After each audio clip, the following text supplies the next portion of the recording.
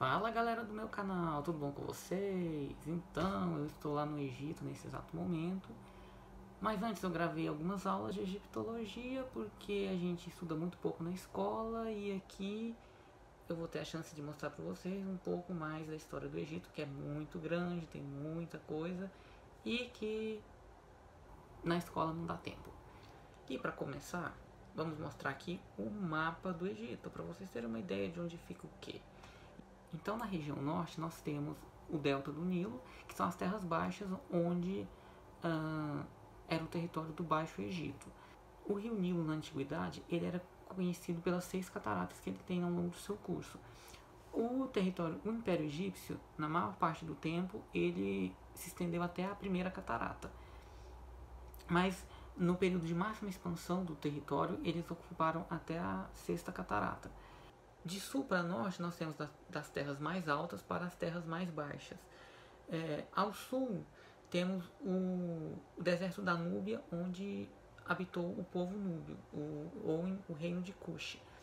Esses povos núbios, eles tiveram constante relação com o povo egípcio. Inclusive, uma das dinastias do Egito foi dos povos núbios. Mas como que os primeiros povos foram parar lá no Egito? Bom, os primeiros registros datam de 400 mil a.C. Ainda no período paleolítico foram encontrados alguns objetos de pedra, instrumentos utilizados pelos primeiros habitantes da região. Por volta de 100 mil a.C., também encontraram os primeiros indícios de tendas, de habitações feitas pelos povos nômades do local. Mas o que mais importa um período bem posterior, 10 mil a.C. O que aconteceu nessa época? Houve o fim da última era glacial. Aumentou a temperatura, aumentou também o índice pluviométrico da região, aumentaram as chuvas, e com isso formou-se uma floresta com muita diversidade de vida, de animais, de plantas, em todo o norte da África. Não havia ainda na época o deserto do Saara. E com tanta diversidade de vida e de alimentos, os primeiros homens que habitavam a região, eles tinham bastante fartura. Eles eram caçadores e coletores na época, então eles habitavam ali e tinham tudo que eles precisavam. A partir do ano 8000 a.C., a região passou pelo processo de desertificação e formação do deserto do Saara. Então, nessa época, a floresta foi perdendo espaço, foi cedendo espaço para o deserto, e com isso toda a vida foi se concentrando apenas na região do Vale do Nilo. E com isso, os homens da região passaram a se concentrar mais, porque é uma região que você tem água doce o tempo todo, e as cheias do Nilo, as conhecidas cheias do Nilo, elas sempre deixam um terreno muito fértil nas suas margens, o que possibilita a proliferação de plantas e que atrai animais e tal. Então ali era uma fonte de alimento para os seres humanos. Então eles ficaram nesse local. E é mais ou menos nessa época, entre o ano 8000 e 6000 a.C., que desenvolveu-se a agricultura nessa região. Então, assim, a agricultura, diversos povos, ela surgiu em diversos povos em diferentes momentos. Surgiu na China, na Índia, nas Américas, mas assim, em períodos diferentes. Os primeiros registros de culturas agrícolas foi na Mesopotâmia, por volta do ano 11.000 a.C., 10.000. No Egito é um pouco mais tarde, por volta de 8.000, 6.000, mas existem teorias de que a agricultura do Egito ela veio importada da Mesopotâmia, que os povos da Mesopotâmia já tinham o desenvolvimento das técnicas de cultivo, eles migraram lá para o Egito e ali eles desenvolveram, ensinaram para os povos que já habitavam ali e tal, e ali foi desenvolvido também. Mas existe outra teoria de que a agricultura no Vale do Nilo, ela surgiu ali mesmo. Os próprios povos que habitavam aquela região, analisando o regime de cheias, começou também a cultivar os grãos, o que possibilitou o processo de sedentarização desses povos, porque antes eles eram nômades e que iam atrás dos alimentos.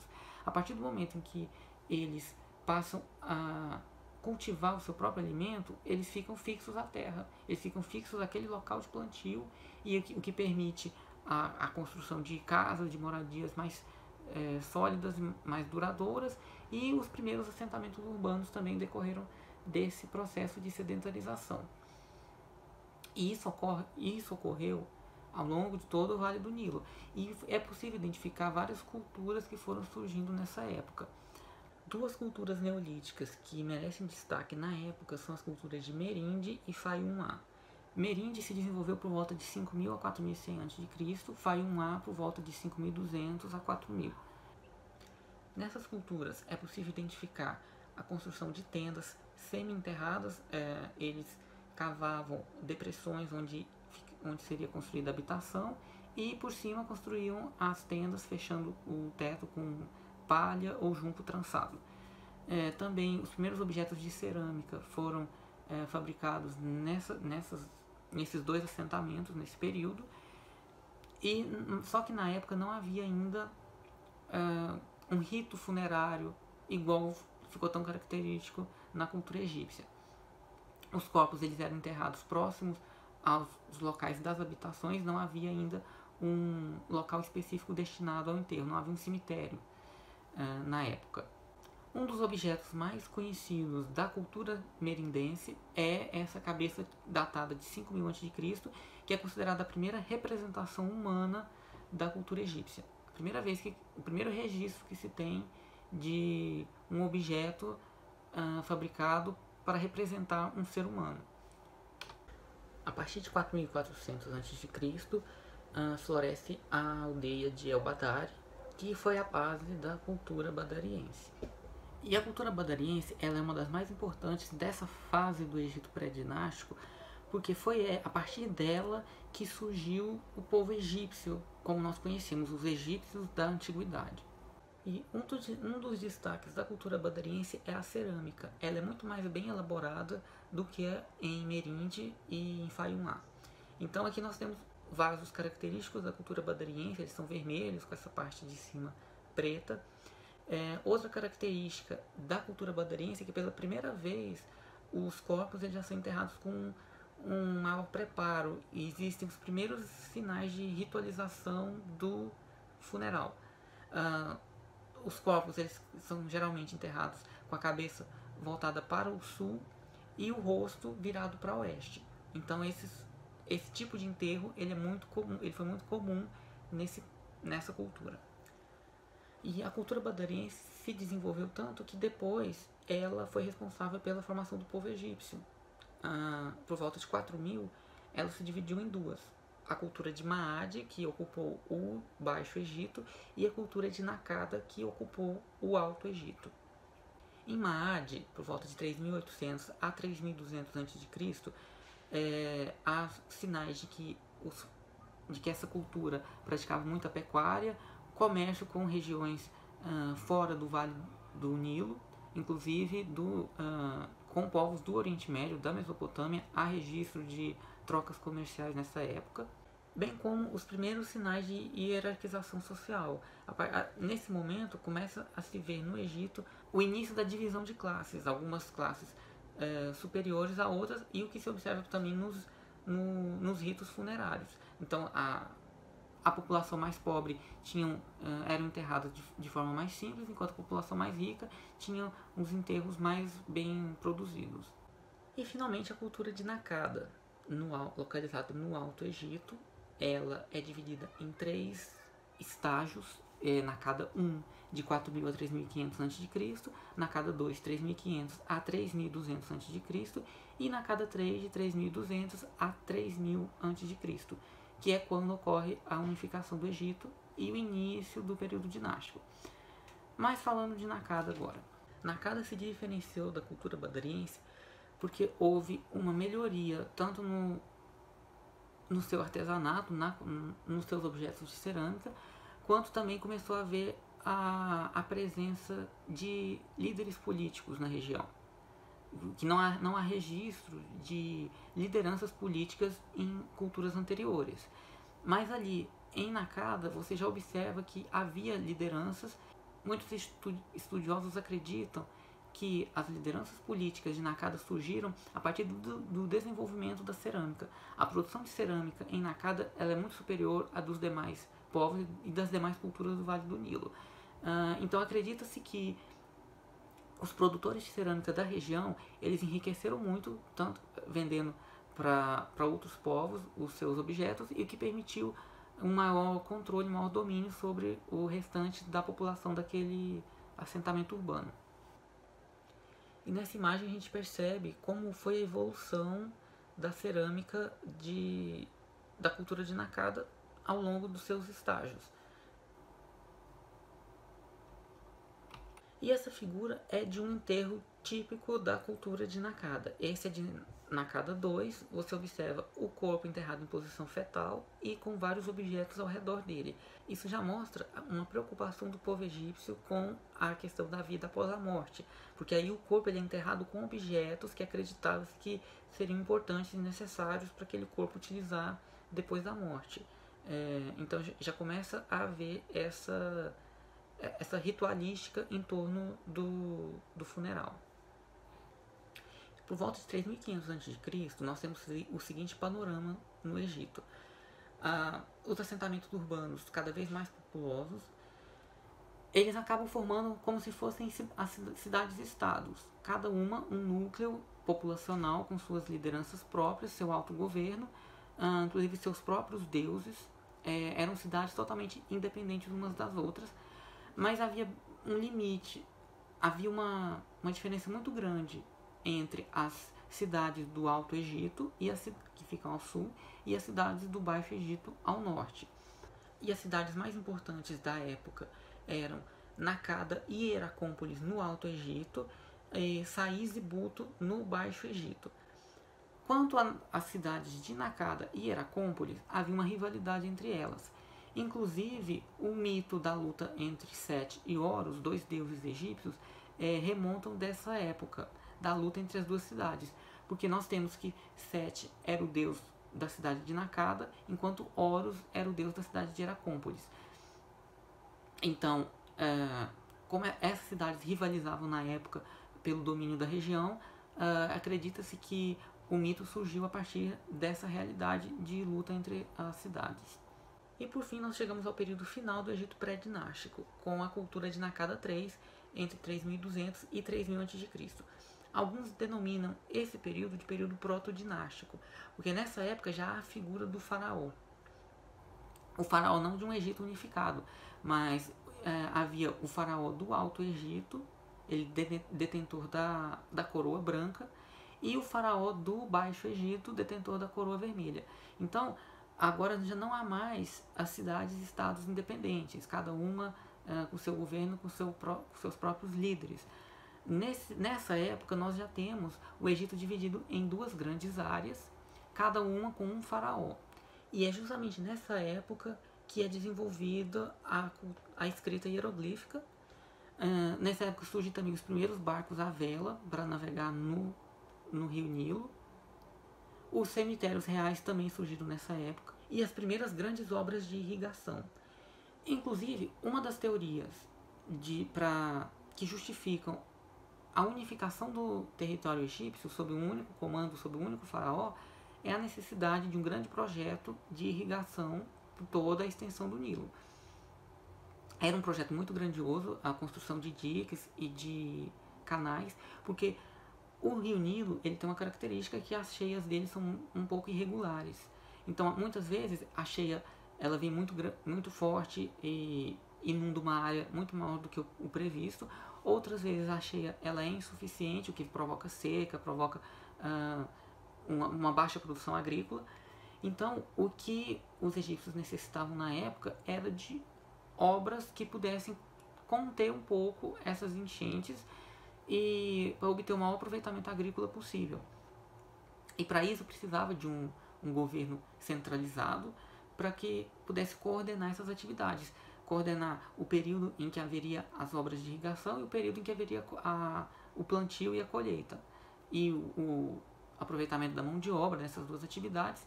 Então, uma das explicações para que o Egito tenha se unificado é essa.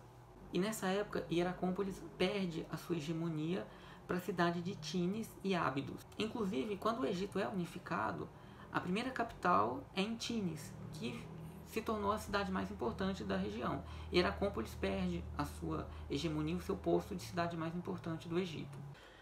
Mas a grande pergunta, como ocorreu o processo de unificação do Alto e do Baixo Egito? Bom, um dos objetos que melhor narra esse processo de unificação é a paleta de Narmer. O que nós podemos ver nela? Bem ao centro, em maior destaque, a imagem do faraó portando a coroa do Alto Egito, a coroa branca. Então, o que demonstra que a unificação ela veio do Alto para o Baixo Egito. Foi o Alto Egito que anexou o Baixo Egito, formando um território único, e não o contrário. Então, nós temos a imagem do faraó dominando o seu inimigo, do lado direito.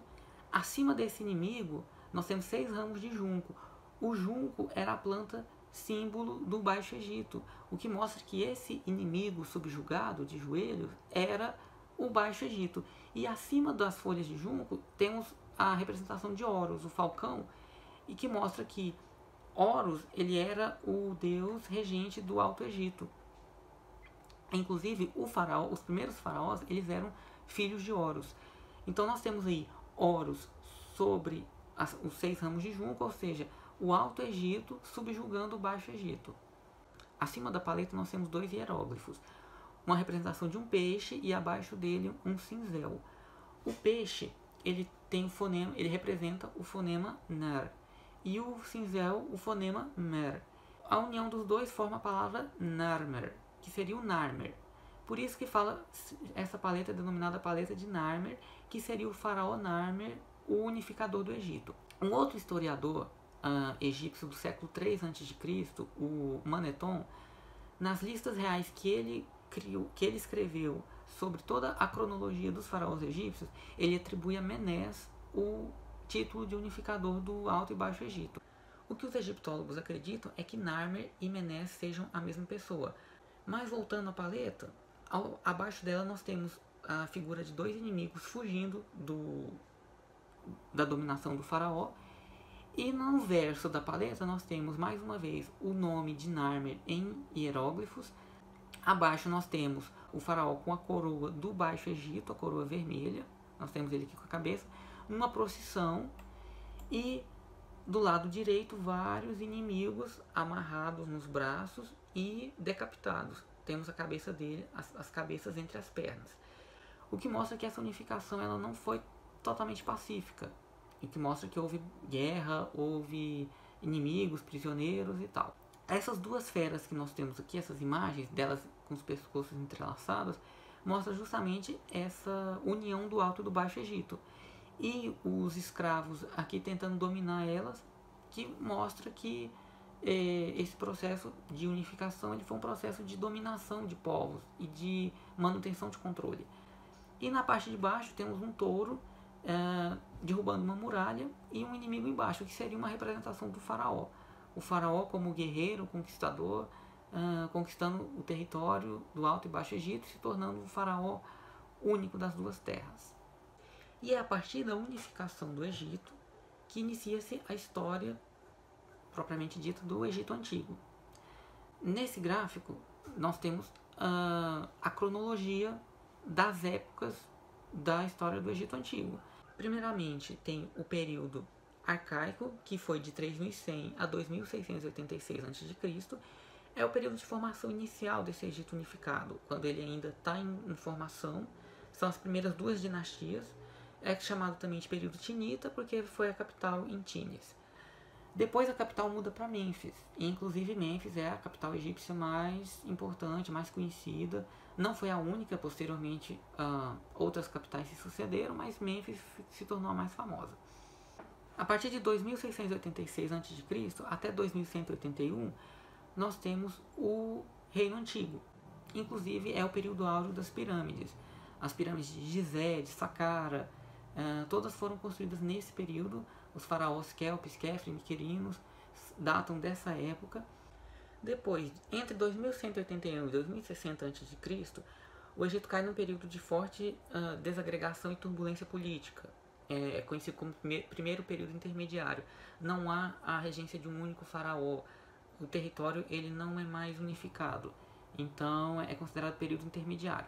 Depois o Egito ele passa por uma reunificação inicia-se o Império Médio.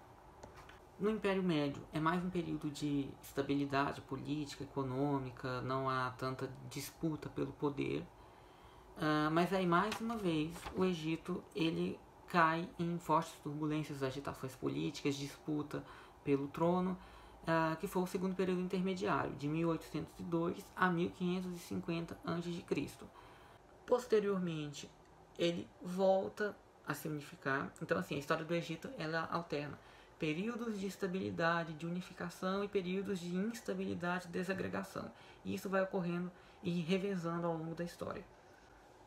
Aí temos no Império Novo, de 1550 a 1077, os faraós mais importantes, os mais conhecidos, que a gente lembra até hoje. Tutmoses, Amenófis, Ramsés, Tutankhamon, Akhenaton, todos datam desse período, que é um dos períodos também mais importantes da história do Egito. Não é mais o período áureo das pirâmides, mas é um período que houve grandes avanços, de grande expansão territorial e de grande poderio militar do povo egípcio. Só que, mais uma vez, em 1077, toda essa estabilidade acaba, mais um período de disputa que dura até 664 a.C., que é o terceiro período intermediário. Depois de 664 a 332 a.C., nós temos o período tardio. Nesse período, ocorrem duas invasões persas ao Egito. A primeira invasão, os persas dominam a região e controlam por um período até que os egípcios conseguem retomar o território e depois novamente os persas reconquistam o território egípcio para fazer parte do Império Persa.